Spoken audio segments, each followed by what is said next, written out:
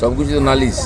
মোদিজি কেন পরোটা খেলেন সেটা নিয়ে নালিশ, মোদিজি কেন ঢোকলা খেলেন সেটা নিয়ে নালিশ, যদি বাংলায় এসে এখানকার খাবার খান তাও মালিক। তা সব ব্যাপারে নালিশ, আর নালিশ করবেন না রাজনীতি করবেন?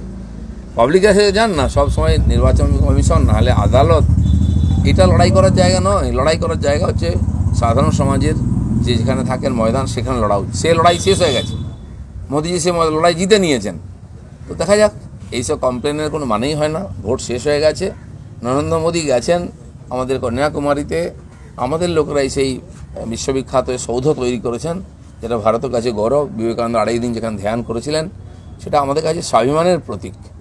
সেখানে মোদিজি নিজের যে 2 মাস 3 মাস 4 মাস ধরে প্রচার করেছেন, তার বাকি নিজের শক্তি সঞ্চয় করার জন্য, তপস্যা করার জন্য গেছেন। তাতেও কষ্ট। আপনারা তো কোনোদিন যান না, ভারতীয় সংস্কৃতিকে সম্মান করেন না, আপনারা কান্নাকাটি করলে কী হবে? আমার মনে হয় এটা শেষ প্রয়াস করছেন ওনারা। এই নির্বাচনে বিরোধীদের শক্তিত্ব পরীক্ষা করার সুযোগ থাকবে না, তাদের অস্তিত্ব নিয়ে প্রশ্ন উঠে যাবে। আমাদের ভিডিও ভালো লাগলে লাইক এবং শেয়ার করুন। কমেন্ট সেকশনে গিয়ে জানান আপনাদের মতামত। আরও ভিডিও পেতে আমাদের চ্যানেল সাবস্ক্রাইব করুন এবং প্রতি মুহূর্তে খবরের আপডেট পেতে প্রেস করুন বেল আইকন।